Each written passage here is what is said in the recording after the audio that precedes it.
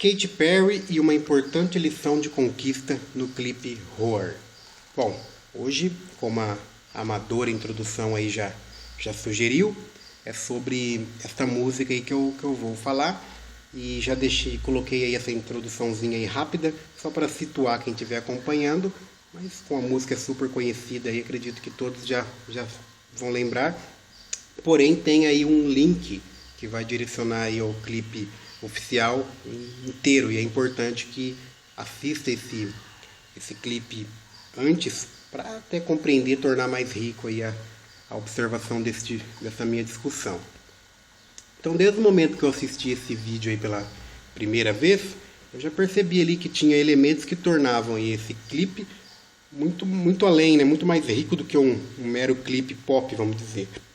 Ele contém aí uma importante lição de conquista que eu quero discutir nesta gravação. A letra, de certa forma, complementa o vídeo, mas a minha análise vai se ater mais ao clipe propriamente dito, que mostra a história aí de um casal sobrevivente de uma queda de avião numa aparente mata selvagem. E o que percebemos de início é que ambos não demonstram aí a menor afinidade de lidar com aquele ambiente hostil. Mas enquanto aí a Katy Perry ali manteve uma postura de pavor, o rapaz que está acompanhando ela demonstra aí uma total soberba e descaso aí aos riscos daquela situação. Então, um pouco da participação dele no clipe demonstra uma prepotência que o fez agir aí sem o devido cuidado que a situação naturalmente exigia. Resultado, ele foi aí abatido pelo tigre, né? Foi morto rapidamente. Neste momento, a protagonista, né, foge, entra em pânico, mas percebe que, assim como aquele comportamento soberbo do rapaz não ajudaria na sua sobrevivência, adotar uma postura de vítima certamente também a levaria à morte. Então, desprovida aí de qualquer ajuda, Katy Perry percebe que, para sobreviver no mundo de feras, teria que se tornar uma delas. E já no começo do clipe se desfaz aí de uma vestimenta que a diferenciava aí dos demais seres daquela mata e adotava uma roupa, digamos, mais selvagem, que assim dialogava melhor com aqueles seres. Não tendo a quem recorrer, ela busca dentro dela a fera. Então, a partir desse momento, fica claro aí, né, que ela se desfez daquele aparato, daquela roupa, aquela postura dela.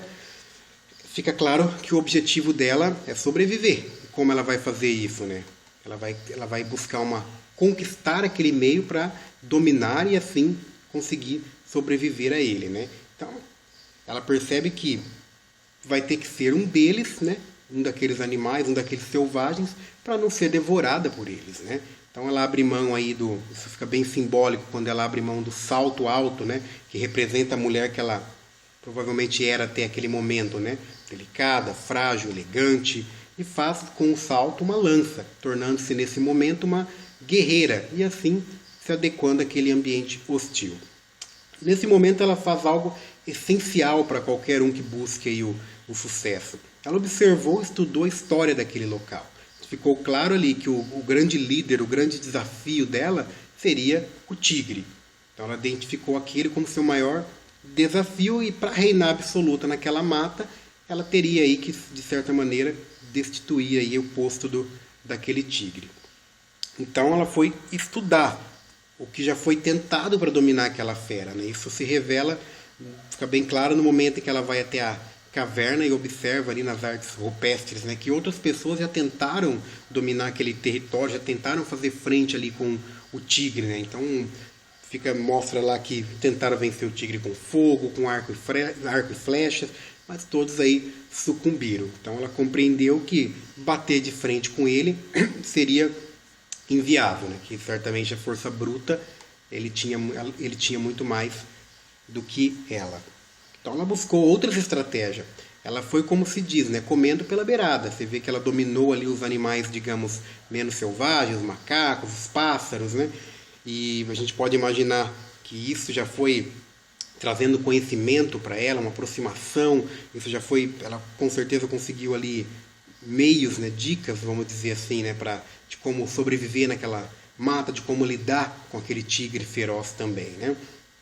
Então chega um momento que não tinha como evitar. né, a sua maneira, usando da sua estratégia, a sua experiência que ela já tinha adquirido ali com algum tempo naquela mata, ela encarou o tigre, correu um grande risco, mas ficou ali frente a frente e o dominou, né, conseguiu se impor, né, sobre ele. E este foi aí seu grande trunfo para reinar absoluta naquela floresta.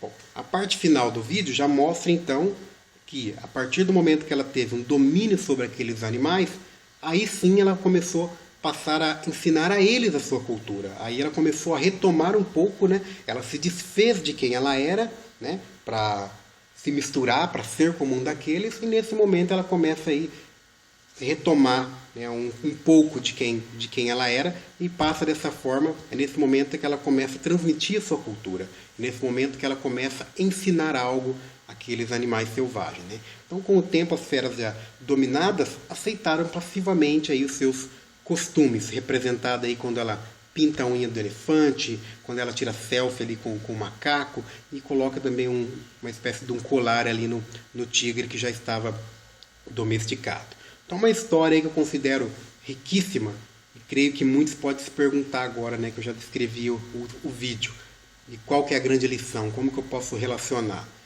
o que isso tem a ver comigo. Então, eu acredito que muito.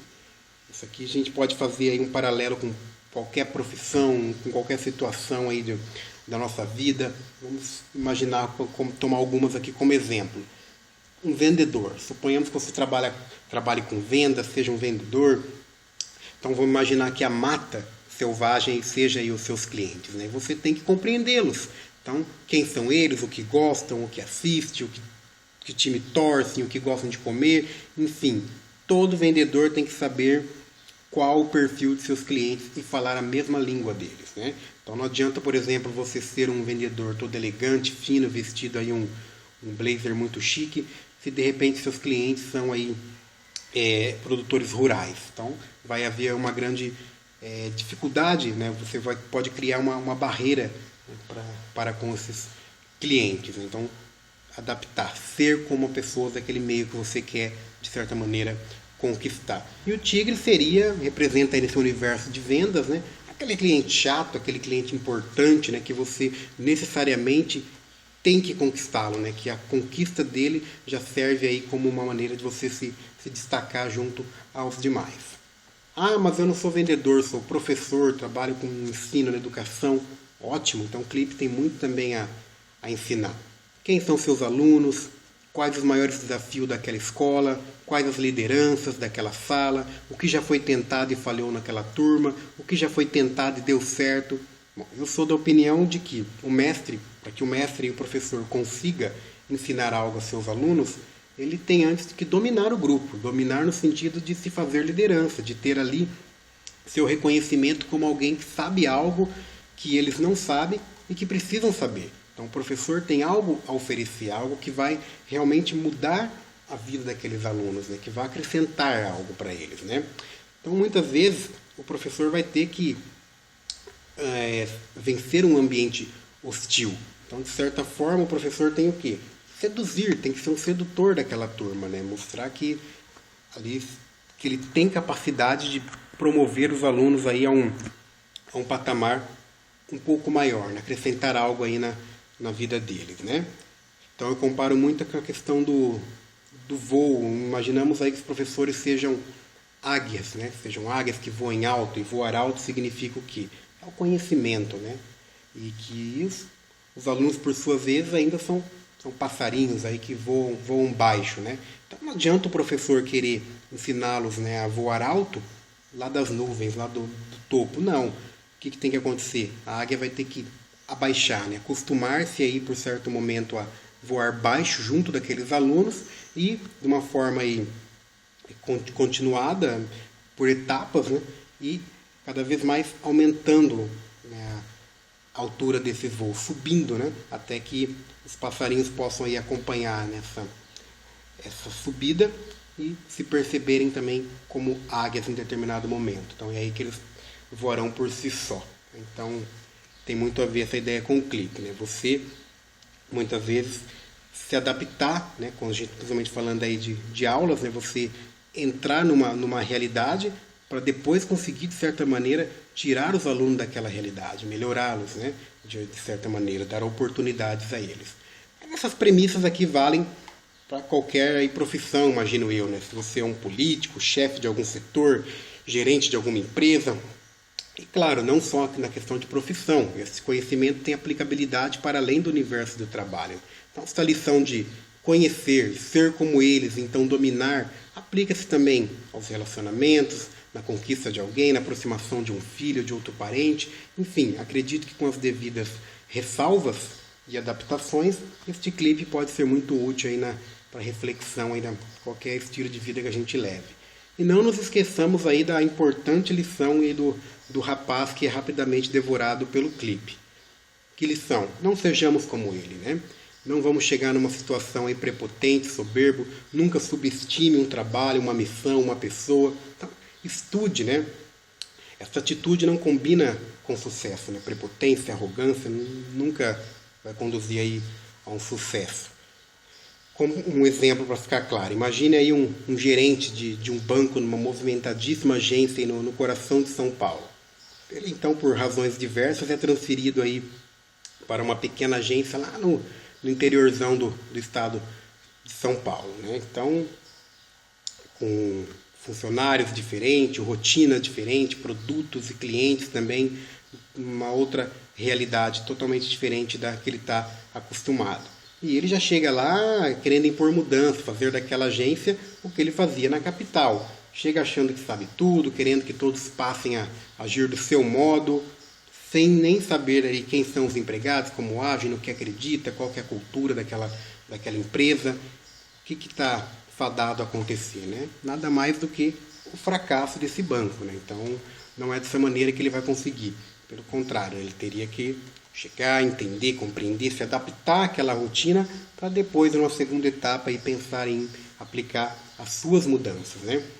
Então, sejamos sim aí como a Katy Perry, né? Controlar aí as emoções, estudar o ambiente, conquistar, para depois sim aí dominar e ousar propor aí alguma mudança no que a gente acredita aí que precise. Então, essas mudanças, se você fizer no tempo adequado, essas sugestões que você vá fazer, seja questão de aprendizagem, seja no relacionamento, seja em qualquer situação, elas vão ser aí aceitas de bom grado se aquela pessoa, se aquele grupo já tiver aí, de certa maneira, dominado, um certo termo assim, né? Mas se você já tiver conquistado aquele meio, né? Então isso já vai fazer toda a diferença.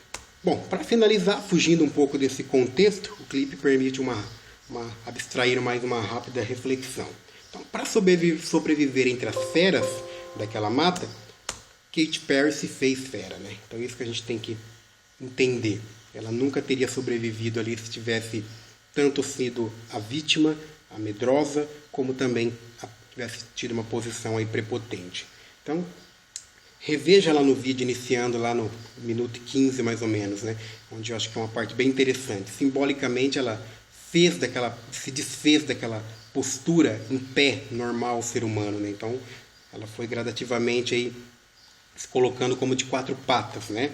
E tal como se portam as feras. Era, nesse momento ali se olhou no reflexo da água e se viu fera, né?